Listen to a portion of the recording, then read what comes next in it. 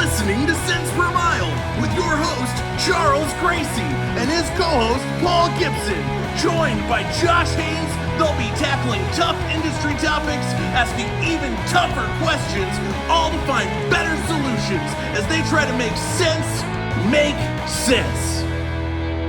Thanks for tuning in to Cents Per Mile. I'm your host, Charles Gracie. And I'm your co-host, Paul Gibson. Hey, I'm Josh Haynes, and I'm here to back up Paul. Hey, guys, what are we talking about on today's Cents Per Mile episode? We're talking about all the different factors that contribute to trucking that are outside of trucking. Right. So it's one of those things, you know, if you're a recruiter or you work at a trucking company and you're watching the news, sometimes it's easy to think like, oh, that doesn't really affect me in any way.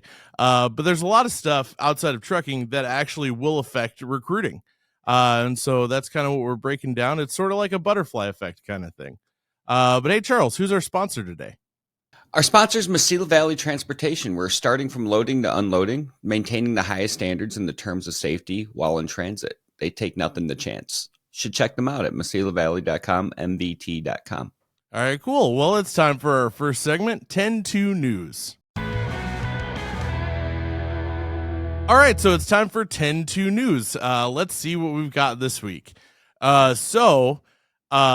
There was a lawsuit that went to that's been going on, and it's now up to a First Circuit Federal Appeals Court that team drivers, whenever they're on off duty for 10 hours, they have to be paid. Like after 8 hours, they have to be paid for that time because they can't go anywhere. They're stuck in the truck. So essentially, they're still technically kind of at work because there's only so much you can do in a sleeper berth. So according to this appeals court, they just ruled that they agree that after 8 hours, team drivers need to be paid. Makes sense to me. I mean, how long are you going to stick someone in a box and not pay them? If that's the case, then imagine what our powers to be could do to us. They could stick us in the office all week and just put us on standby and not pay us. It seems fair. Yep, it definitely reminds me of that time when I did hours of service in the closet, and I was like, oh, I'm just going to be in this closet now for another 3 hours. I did. All right, cool. So our next story, there was a driver who parked in front of a fire station and actually parked perpendicular to the front of all of the engine bays of the fire station. So they couldn't get any of the fire trucks out. The driver did wake up and move his truck the second they did need to get in one of the engines out. But then the fire department went on to actually publicly shame the driver for parking there. But I would argue this is just a symptom of how bad parking has gotten. Well, all right. So he took it's a safe haven to a whole new extreme here. I don't think it should have gone as far as shaming the driver publicly. But then at the same time, like being a former driver, never in my life would I have thought to block a fire department in. At a certain point, stupidity won on this one. That's fair. But then also, I mean, the fire department went on to say something to the extent of, oh, if he wouldn't have moved, he would have felt the bumper of our engines. I'm like, really? Well, if your house is on fire and the truck's blocking the bay, Paul, I mean, I'm pretty sure you want this guy out of the way. I'd probably endorse that behavior at this point. At the same time, I think this could become a training moment because any driver that thinks you can block in the fire department probably needs to think about this. That's probably not the best idea. Ooh, you know how we did the NASCAR thing? We could do a semi truck versus a fire truck thing. I wonder, do you know what the top speed of a fire truck is? I don't, but I feel like this could be something that we find out on Cents Per Mile. All right, well, it's time for our next segment, Behind the Wheel. All right, now it's time for Behind the Wheel, where, being powered by CDLLife, we have access to their full audience, and we poll them and get driver insights. So we get real opinions from real drivers about real issues. And with this week, we decided to ask the drivers, how much is your job affected by economic factors? And it was kind of an interesting response. So 13% said not at all effective. 19% said slightly affected. 20% said partially affected, and 48% said totally affected, which really is interesting because a lot of those factors really do affect freight rates. They affect capacity. all that kind of stuff. So it definitely does in some ways, but I could also see how maybe for, some company drivers and stuff like that are pretty set, especially people on dedicated stuff, where it might not feel like it affects it all that much.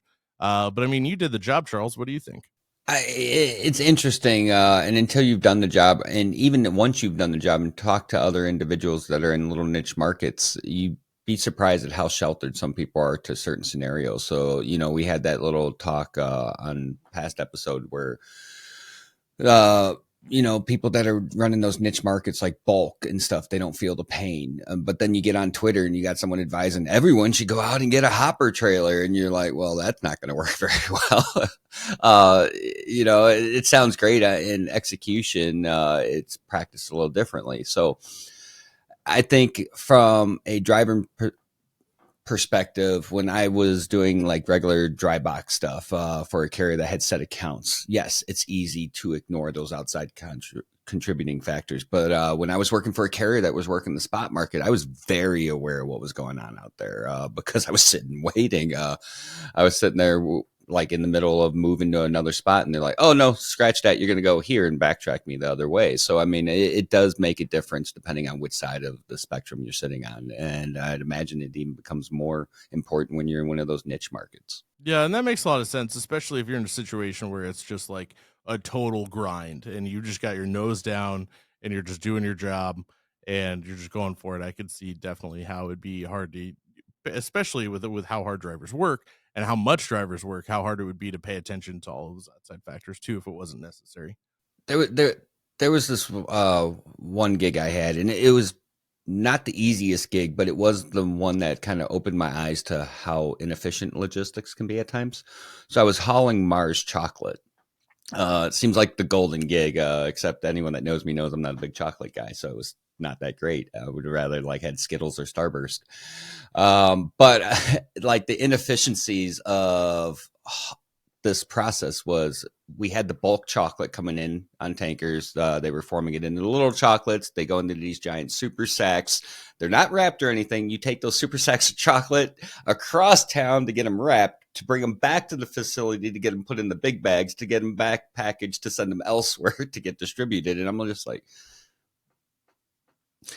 this makes no sense. I'm like, why are we doing it this way? Now it kept me busy as a driver, but I was also doing this in Chicago. So it was just like to do these little crosstown moves. You got like 3 in a day, and you're going just across Chicago to take raw chocolate, package it, bring it back to package it in bulk packaging.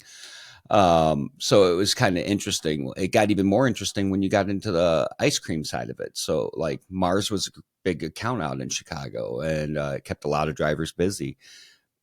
But if you weren't doing that account, I talked to drivers on the other side of the company that were doing the spot freight stuff and the rail yard stuff, and their life wasn't the same. That makes sense. Of course, also, you said little moves when you're going across Chicago. There is no such thing as a little move across Chicago. Well, on the map, it's only this far away from each other. Oh, what a dispatcher thing to say.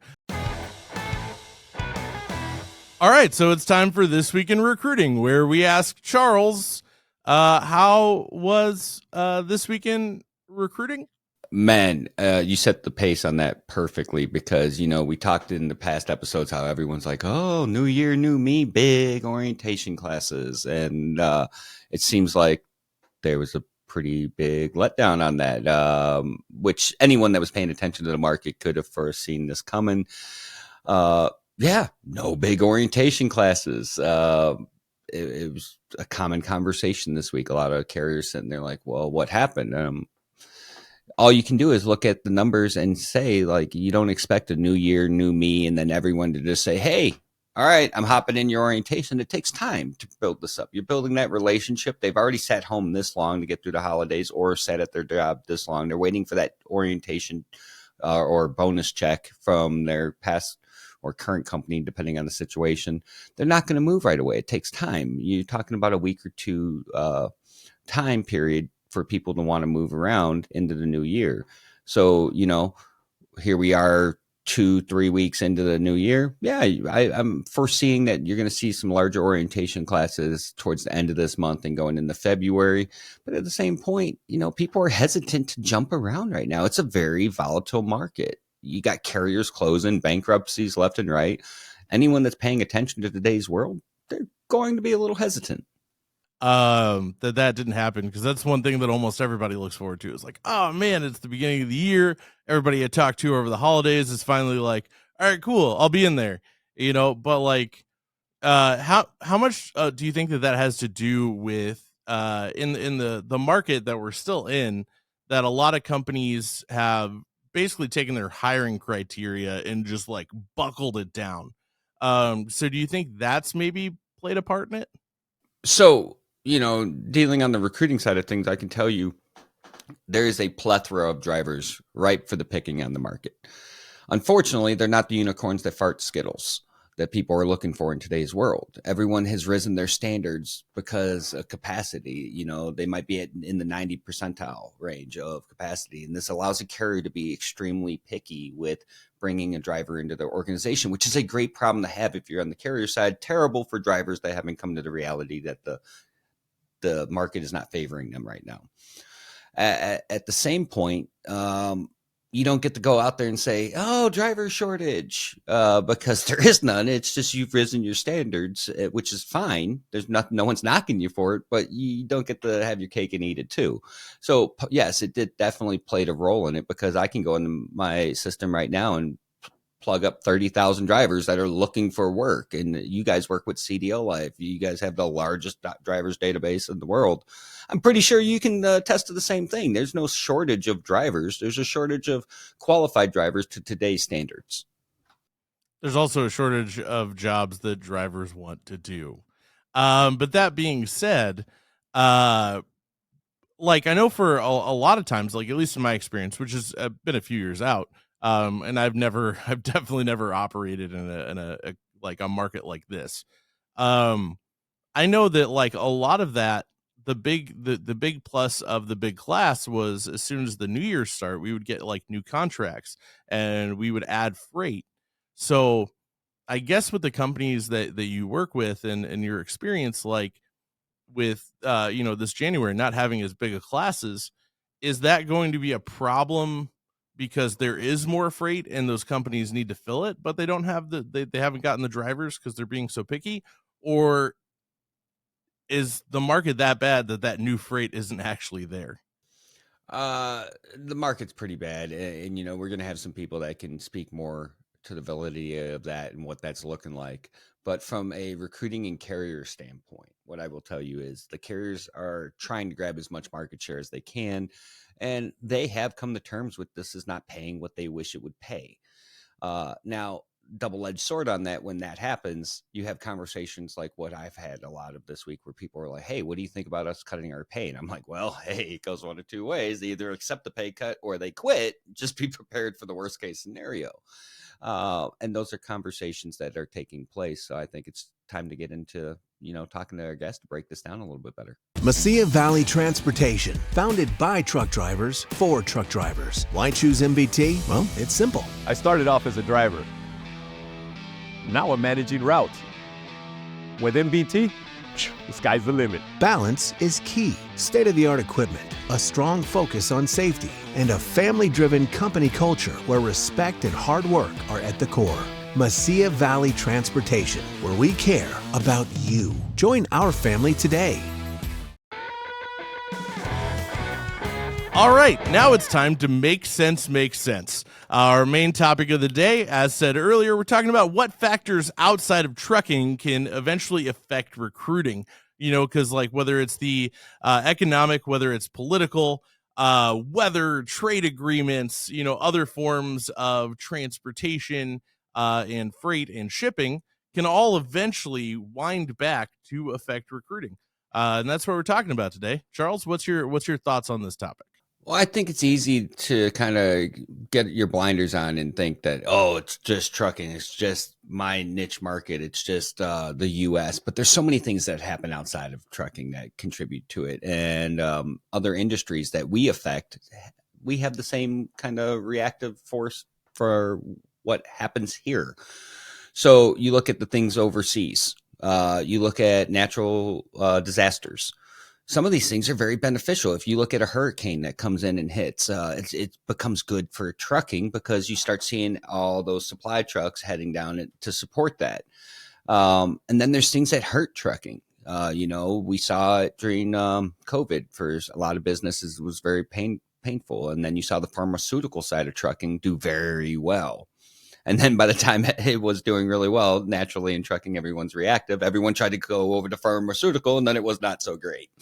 So I think, it's kind of the story of trucking, though. Like, think about it a couple years ago. Everyone wanted to be an owner-operator. You get rich quick. What's funny now for me is I'm hearing all these companies, I want to become a recruiter. And I'm like, are you nuts? Like this, it's like a drought out there. Why? But people do that. They by the time the rest of the wagon finds out what the front of it's doing, everyone wants to hop on while other people are trying to hop off.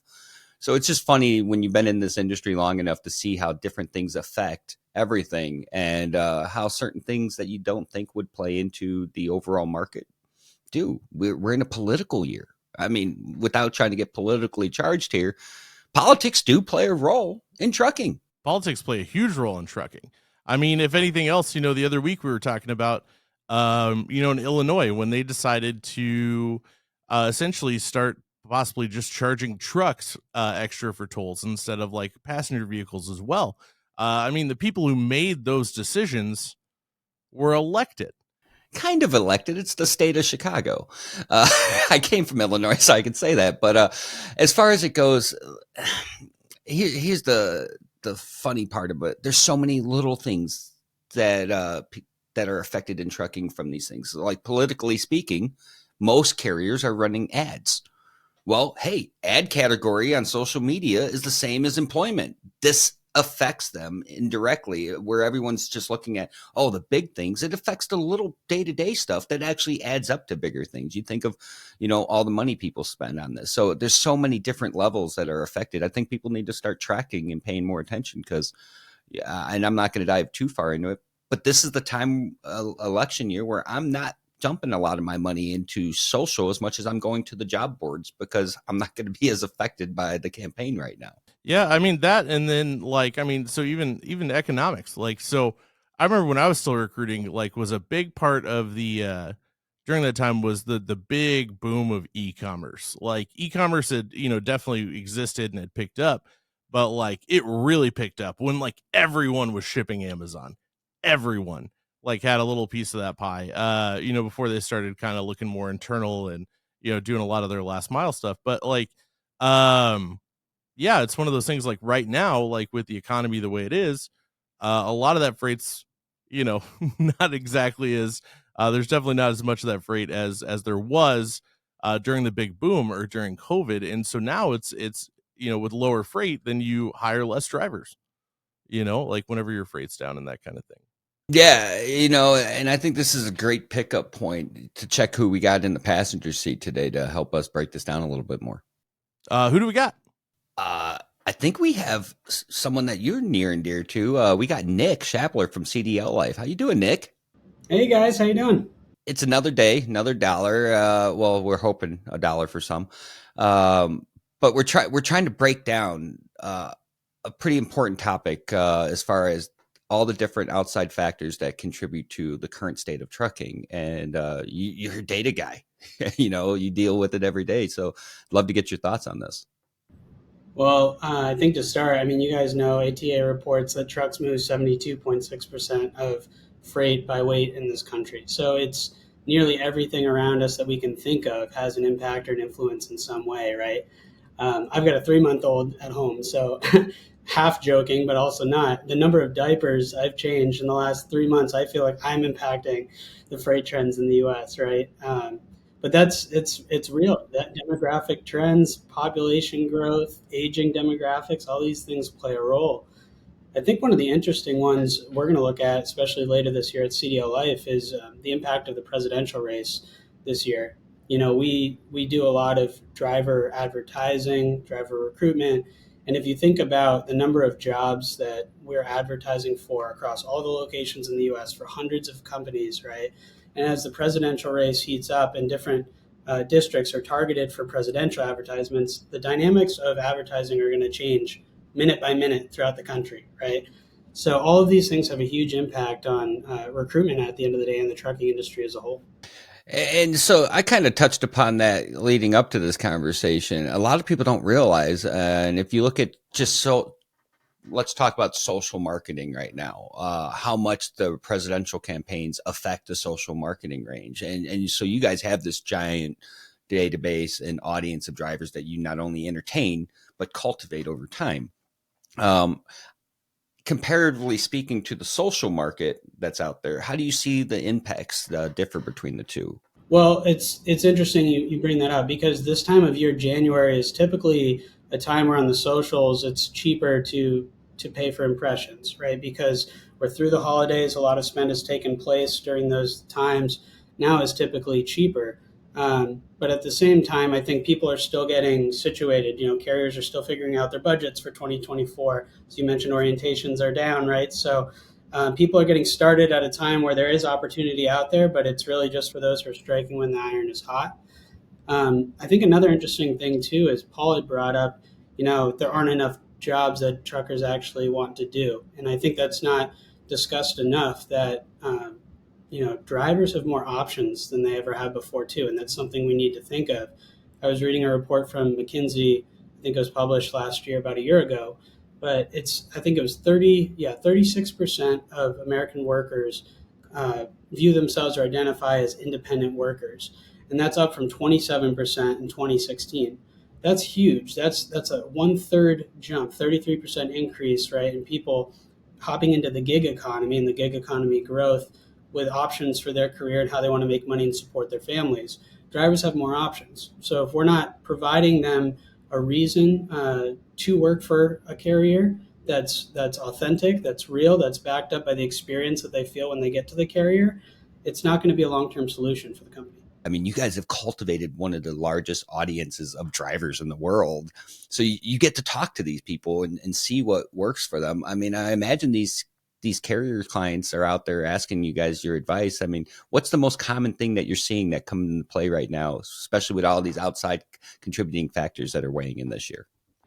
Well, yeah, I appreciate you bringing up that point too. So with us having the largest audience in the U.S., in some ways we're insulated from these external factors because we can speak directly with drivers. We have a relationship directly with our drivers, right? That's really important. But when you're looking to advertise, that's really you saying you don't have a connection, you need to go pay to get messaging in front of drivers, right? And everyone does it, ourselves included, especially if we have difficult to hire locations we're dealing with or tough jobs to market, right? That's where we use technology, because as I mentioned before, we've got hundreds of carriers that we're working with at any given time. Average number of carrier has 7 or 8 jobs at any given time with us, hiring across dozens of locations throughout the US, right? So that all boils up into tens of thousands of little regions or pockets on these social media sites that you are advertising. To be able to efficiently spend carrier dollars there, to squeeze the most juice out of the advertising dollar lemon there, you really need to pair up human advertising strategy with really efficient technology, because we can't have a team large enough to go tackle 50,000 districts, right? And analyze those on a daily basis. Awesome. Hey, Nick, I feel like we could talk all day on this stuff, and we've had some great talks even outside of the show on some of the data that you see. If someone wanted to chat it up with you or reach out, how would they get a hold of you? Feel free to reach out anytime. Nick at CDLLife.com. Probably the easiest way to get in touch with me. Hot Seat Services has Rent-A-Recruiter. Wait! Hey Michael, have you heard that Hot Seat Services Rent-A-Recruiter service will place their staff in your organization similar to a temporary hire model? No way, what else does it do? Follow me, I have to tell everyone. They take leads in existing databases to put new hires into your business's trucks. Well, shiver me timbers! What else? Come on! Their model is more cost efficient because their recruiters are trained and can get your pipeline flowing easier and faster. No way. Anything else? No matter how many hires they make, it's a set cost per week, so the more they get, the better their client's cost per hire gets. Holy sh**. For more information and to find out for yourself, go to hotseatservices.com. All right, and now it's time for our segment On Location, where we go out and talk to somebody who's out in the field doing whatever it is we're talking about today. And today, with talking about how things outside of trucking can affect recruiting, we decided to hit up Grace Sharkey. How's it going, Grace? Happy to be here with you guys. I love the show. Yeah, no. So we've had all kinds of great talks, both on air and off air, and we couldn't think of a better person to shed some light on all the different outside contributing factors that affect trucking and what that looks like. And you follow this stuff pretty closely, so we're already a couple weeks in. What are you seeing contributing the most to the current state of trucking right now? All the signs point to bad news. You look at debt consolidation, you look at, of course, well, this year you'll see a little bit of a change, but the average pay for people, I mean, even buy now, pay laters are being like maxed out and they're starting to be delinquent too. So it's like it's surprising to me to see like, for once, like the actual consumer being as resilient, right, as the carrier, and just trying to like gnaw through every single day that they can. So it's been really interesting to watch those two, because the freight economy doesn't always move directly in link with the actual economy. Like we can have a recession but not have a freight recession, and vice versa. So for once, it's like I almost you look at the carrier again, you look at the consumer, and we're trying to get through this inflationary period and this recessionary period, how you want to look at it, and make it out the other end. And I just think it as a proud American, as a proud part of this industry, it's been really interesting to watch. And going into this year, I have a lot of optimism for what we'll see by the end of 24 as well. 2024's got a lot happening. You got elections, you got the current state of freight, you got this new big push where kind of, hey, I don't have to live my job. I can have balance happening in the background. People have a lot going on, and where we sit, we get to see a lot of different things, but you're out there looking at all these outside contributing factors. So what are you going to, in your eyes, what's going to be the number one contributing factor to the state of trucking in 2024? You add the geopolitical issues as well. So a big part of clearly what we're going to move on our domestic roads depends on what comes in globally, right, into our ports. So it is quite concerning to start off the year with already adding pretty much 14 extra days onto a lot of those ships' average time getting here. So as we published a Morgan Stanley note that had possibly getting out of Q1 more positive, and that's, I hope so, but I just don't see that happening at this point in time.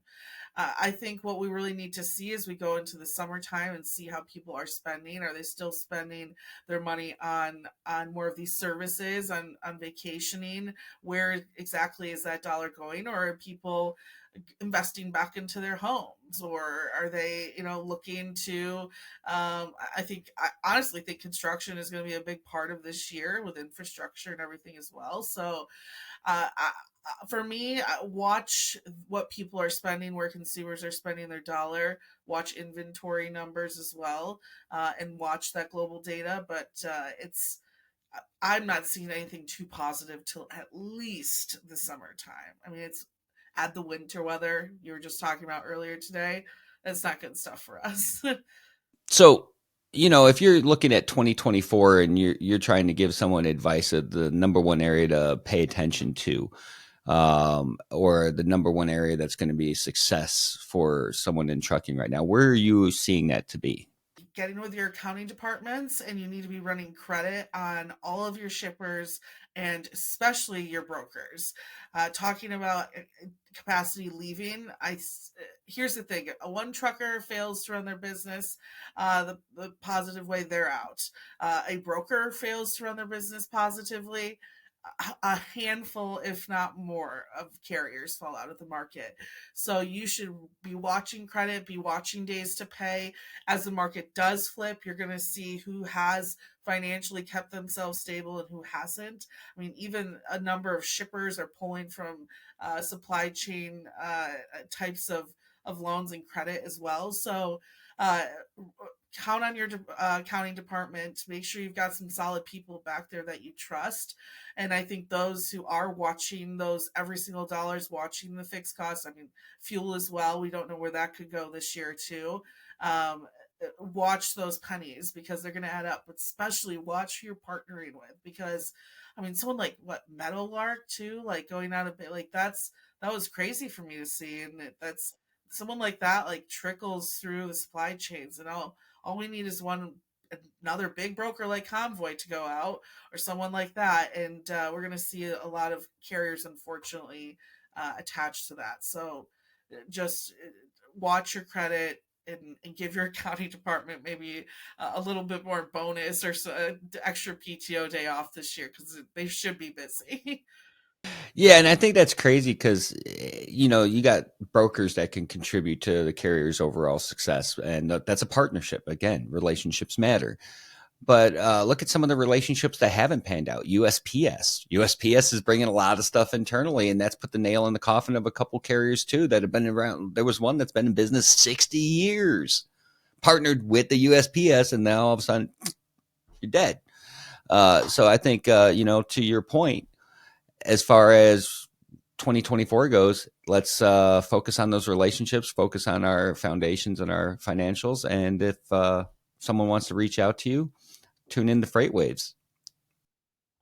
Yes, sir. Email me, gsharkey@freightwaves.com as well. Guys, thanks for tuning in to Cents Per Mile. I hope you have a great week.